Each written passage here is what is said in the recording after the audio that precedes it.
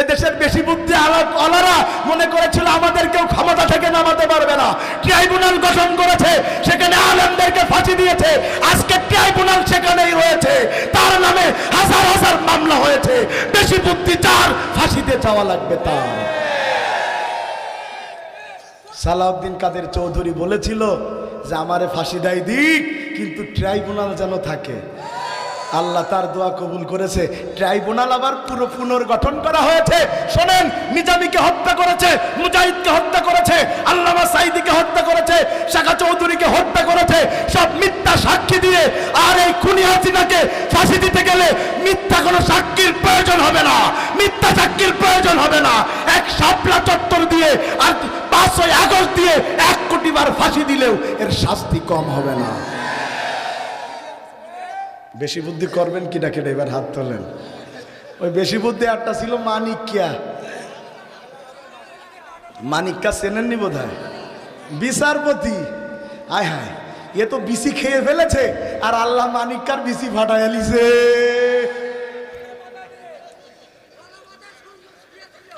ওয়াজ কি হচ্ছে ভাই?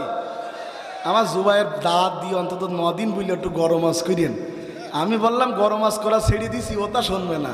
ভাই ঝগড়া দুজন মিলে করলি, ও চিল্লাম আমিও চিল্লাম। এখন আমি যার সাথে ঝগড়া করতে তো দিল্লি রয়েছে, একলার কত ঝগড়া করব। এখনো 1000 পর্যন্ত যায়নি। মাশাআল্লাহ, নারায়ে তাকবীর। ফেরাউন যখন বলল আমি ঈমান আনতে চাই, এবার আল্লাহ কি বলছেন? আমার আল্লাহ বলেন আল-আন ওয়াকাদ আসাইতা ক্বাবলু ওয়া কুনতা মিনাল মুফসিদিন। তুমি এখন ঈমান আনছো, অথচ দুনিয়াতে তুমি নাফরমানি করেছো, ফাসাদ তৈরি করেছো। আমরা এইটা দ্বারা বুঝলাম, যার জীবন ইসলাম দিয়ে চলে না তার মরার সময় কালেমা জোটে না। যদিও ফেরাউনের মতো জোটে, কিন্তু তার কালেমা কবুল হয় না। ভাইরা আমার, এবার বলেন আপনাদের অঞ্চলে জানাজা হয়? হওয়া তো লাগবে, আমরা মুসলমান আছি না। জানাজা কয় তাকবীরের সাথে হয়? কথা কয় না, কয় তাকবীর? কিছু দোয়া দুরূদ তো পড়া লাগে, পড়েন তো দেখি। কই পড়ে? পারে না তো পড়বে কত হোক। একতে তো ভেজাল ইমাম বলে লিখিত হোক। এরা আপনি অন্যটাই পড়তে পারছেন না, আপনারটাই কে পড়বে? তবে শুনেন, ওই চতুর্থ তাকবীরের আগে আমরা একটা দোয়া পড়ি। অধিকাংশ মুসল্লি তো অর্থ জানে না, ওরে ইমাম পর্যন্ত জানে না। যে এক ইমাম 24 বছর ধরে দোয়া করতেছে, রব্বি হাবলি মিনাস সলিহিন। যুবক এক যে বলতেছে, হুজুর এই দোয়া যে আমার জীবন যতদিন ততদিন ধরে শুনছি, অর্থ কি? কয় অর্থ তো জানি না, খালি দোয়া জানি। দোয়া নিয়ে চলে গেছে বড় আলেমের কাছে। সে বলছে এটার অর্থ হলো, আল্লাহ তুমি আমাকে নেক সন্তান দাও। ওই যুবক আবার রিটার্ন এসছে আগের হুজুরের কাছে, বলতে হুজুর আপনার ছেলে মেয়ে কটা? বলছে 14টা। বলতেছে অর্থ না বুঝে দোয়া করলে 28টাই পৌঁছাবে, বেশি দিন একটু লাগবে না। তা আমরা যে দোয়া করি বুঝি, চতুর্থ তাকবীরের আগে কি বলি একটু দেখেন, বেনাপোলের সাথে আপনাদেরটা মেলে কিনা। বলবো আল্লাহুম্মা গফিরলি হাইয়িনা ওয়া মাইয়িতিনা ওয়া শাহিদিনা ওয়া গায়িবিনা ওয়া সাগীরিনা ওয়া কাবীরিনা ওয়া যাকারিনা ওয়া উনসানা। আল্লাহুম্মা মান আহইয়াইতাহু মিন্না ফাহিহি আলাল ইসলাম ওয়া মান তাওয়াফাইতাহু মিন্না ফাতাওয়াফাহু আলাল ঈমান। কি বললাম শেষের 2 শব্দে? শেষের 2 শব্দে বললাম আল্লাহ যদি বাঁচিয়ে রাখতে হয় ইসলামের পরে বাঁচাও, যদি মারতে হয় মৃত্যু তো দিবা, ইমানের ওপরে মরণ দাও। আমরা দোয়া দ্বারাও প্রমাণ পেলাম, যার জীবন ইসলাম দিয়ে চলে না তার মরার সময় ইমান থাকে না। এবার বলেন ইসলামের মধ্যে ঢুকবেন কতটুকু? 100 ভাগে 33 ভাগ। হ্যাঁ সবাই বলেন কত ভাগ? 100 100 মানতে পারেন বিভিন্ন কথা, কিন্তু ইসলামের কোন বিধান নিয়ে কটূক্তি করলে বেঈমান হয়ে মরা লাগবে। আরো ভালো করে বলি, আমি আজকে আপনাদের এখানে সভাপতি সাহেবের বাড়িতে খাইলাম, যথেষ্ট ভালো নাস্তা করিয়েছে, ভালো সেবা আমাকে সেখানে করিয়েছে। মেহমান আসলে তো আমরা ভালো নাস্তাই দিই। তা ধরেন আপনার বাড়ি আমি মেহমান হলাম, আপনার টার্গেট ইনামুল হুজুর একটা বক্তা মানুষ, ভালোবাসি, তার আমি 100 রকমের নাস্তা খাওয়াবো। কত রকম?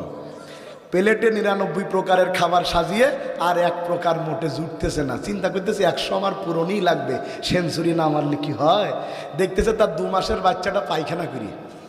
কি করেছে বলছে আমি আমার বাচ্চাটার কি কম ভালোবাসি, ওরই তো পায়খানা দিন 100 নম্বরে ঢুকোয় 100 নম্বরে ঢুকাইছে, বাকি 99 আর ওটা 100 দিয়ে আমারে বলছে হুজুর আসসালামু আলাইকুম রহমতুল্লাহ, বিশাল ভালোবাসি হুজুর, নেন নাস্তা করেন। আমি তো মোটে খাচ্ছি নেন, ও বলতেছে হুজুর নাস্তা পছন্দ হয়নি, আপেল আঙুর বেদানা মালটা কত কিছু দিলাম, আমি বলছি সব ঠিক আছে, ওইটা কি?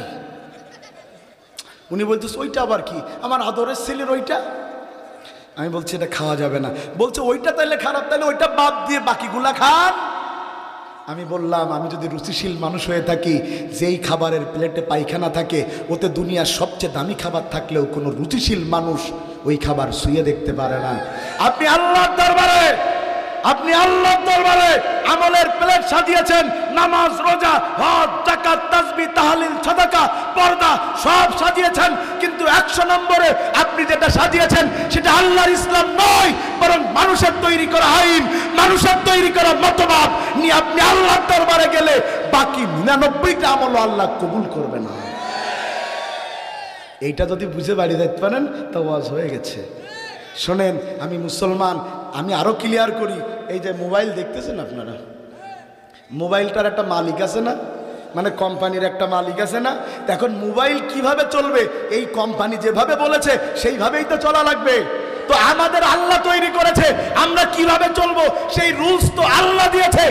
যদি মোবাইলের রুলস অনুযায়ী মোবাইল চালানো না হয়, মোবাইল যেমন বন্ধ হয়ে যায়, মোবাইল অচল হয়ে যায়, আল্লাহর রুলস আর আইন দিয়ে জীবন না চালালে বান্দার ঈমান অচল হয়ে যায়। তাইলে ইসলামে ঢোকা লাগবে একটু না অল্প? কথা কয় না একটু না অল্প? উদখুলু ফিস সিলমি কাফা ওয়ালা তাত্তাবিউ খুতুওয়াতিশ শাইতান। ভাই তাইলে সবাই তো মরা লাগবে, ভালো মৃত্যু সবাই জোরে বলেন, ভালো মৃত্যু সবাই চায়। 1 নম্বরে মৃত্যুর সময় যদি কেউ বলতে পারে লা ইলাহা ইল্লাল্লাহ আর জীবন চালাতে পারে ইসলাম দিয়ে, আমার আল্লাহ তাকে ভালো মরণ দান করে তার জান্নাতে ঢুকায় দেবে।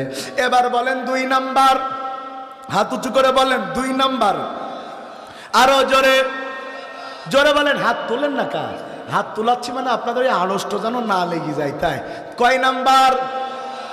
ভালো মৃত্যু লাভের 2 নাম্বার, এই দুনিয়াতে ভালো মৃত্যু পেয়ে আল্লাহর জান্নাতে যাবে তারা। আল্লাহর রাস্তায় দিন কায়েমের আন্দোলনে বাতিল দ্বারা আক্রান্ত হয়ে শহীদ হয়ে কবরে যাবে যারা, শহীদ যারা বিনা হিসাবে জান্নাতে যাবে তারা। অনেকে মনে করেন মিছিলের আগে গেলেই বোধহয় গুলিটা আপনার বুকে লাগবে তাই পিছনে যান। না রে ভাই, না না না, মিছিলের আগে গেলেই গুলি লেগে শহীদ হওয়া যায় না। শহীদ হবার জন্য কপাল লাগে। আল্লাহ যারে তারে শহীদ করে না, আল্লাহ শহীদ করে তাদের ইমানের পরীক্ষায় 5 নাম্বার আছে যাদের। এই যে আজকের মাহফিলে বসেছেন কার দয়ায়? কথা বলেন না কার দয়ায়? আমার আল্লাহ বলেন হুমাজে তাবাকুম ওয়া মা জাগালা আলাইকুম ফিদ্দীনি মিন হারাজ। দিনের কাজ ইচ্ছা করলেই কেউ করতে পারে না, কবুলিয়াত লাগে কার? অনেককে মেরে মেরে মসজিদে আনা যায় না, অনেককে 57 দিন রিমান্ডে দিয়ে মুখ দিয়ে ইসলামের বিরুদ্ধে কোনো কথা বের করা যায় না। কারণ একজনের ঈমান আছে আর একজনের ঈমান নাই। তাইলে ভালো করে বুঝেন, শহীদ ইচ্ছা করলেই হওয়া যায় না, কবুলিয়াত লাগে কার? আপনাদের অঞ্চলে পাট গাছ হয়, পাট শাক খাইতে ভাল লাগে না? খান আপনারা পাট শাক? গর্ভবতী মহিলারা খুব পছন্দ করে, যদি তার সাথে একটু কাগজে লেবু আর যদি শুকনো ঝাল ভেজে দেওয়া যায়। এ তো লোভ লাগ দিয়েছে দেখতেছি, দিতে পারবো না, বোঝাচ্ছি ভালো করে বুঝেন। এই পাট শাক গর্ভবতী মহিলার খাইতে পছন্দ হলো, সে তার বাড়ির ছোট বাচ্চাটাকে বলল যা মাঠ থেকে পাট শাক নিয়ে আয়। ও তো আর বোঝে না, ও যেই পাকা পাকা বড় বড় পাতা নেছে, ও মনে করতেছে নিজাবো তা ছোটতা নেবো কেন। তারপরে সেই পাতার মধ্যে ফুইটো বোঝেন তো নাকি আপনারা, কি বলেন? হ্যাঁ হ্যাঁ, ফুটো হয়ে গেছে, কথা ঠিক আছে ভাই, ভাষা না বুঝলি তো বিপদ। ওই সিরাজগঞ্জে ওয়াজ করতে গেছি, এক মুরব্বী আমারে খাওয়াচ্ছে, আর কিছুক্ষণ পরে পরে কয় হুজুর সুরা লেন, সুরা 10-15 বার বলিছে। তার মধ্যে সেইভাবে সেই থেকে বলছেন, আমি তো দিতে বললাম, দিচ্ছেন না কেন? বলে 5 বার দিছি, আবার কবার দেবো? এখন আমি তো সব চিনি, সুরা চিনি নে, বলছে আর একটু দেন, দেখছি ঝোল দিচ্ছে। আমি বলছি ঝোল, এই সুরা মানে ঝোল ঝোল, কয়েছে হ্যাঁ ওইটাই। সুরা মানে কি? ঝোল। তা ফুটো আরো ভালো করে বুঝবেন, পোলাপান ব্যঞ্জন খায়, গোল্ড লিফ কি কয়, গোল্ড লিফ না কি কয়, ওই খায়, ওই আগুন পুড়ে টাকা ফুটো হয়ে যায়। হয় ওই টাকা তখন রিক্সাওয়ালা ভ্যানওয়ালা কেউ নেয় না, পোলাপান বলে কেউ নিক আর না নিক, ভবানীপুরীর মসজিদ তো নেবে। কথা কয় না কা? দেখবেন যত ফুটো আর ছিদ্র টাকা সব আল্লাহর ঘরে দিয়ে বছর শেষে এতটা হয়ে। কথা কয় না কা? আছে এমন পাবলিক আছে না? শুনেন, পাতা যখন এনেছে ওই গর্ভবতী নারী বলছে তুমি কি পাগল, এরকম পাকা পাতা ছিদ্র পাতা কি রান্না করা যায়? এই ঝিনাইদহবাসী, যদি কিনা রান্নার জন্য ছিদ্র পাতা না চলে, আল্লাহ শাহাদাতের মর্যাদা দিয়ে জান্নাতে যাবে। ফুটো ইমানদার না, ছিদ্র ইমানদার না, মুনাফিকদেরকে না, আল্লাহ শাহাদাতের মর্যাদা দিবে তাদের ইমানের পরীক্ষায় আল্লাহর সাথে সম্পর্ক হয়েছে যাদের। আমার আল্লাহ কি বলছেন, ওয়ালা তাকুলু লিমা ইউকতালু ফি সাবিলিল্লাহি আমওয়াত বাল আহইয়াউ ওয়ালাকিল্লা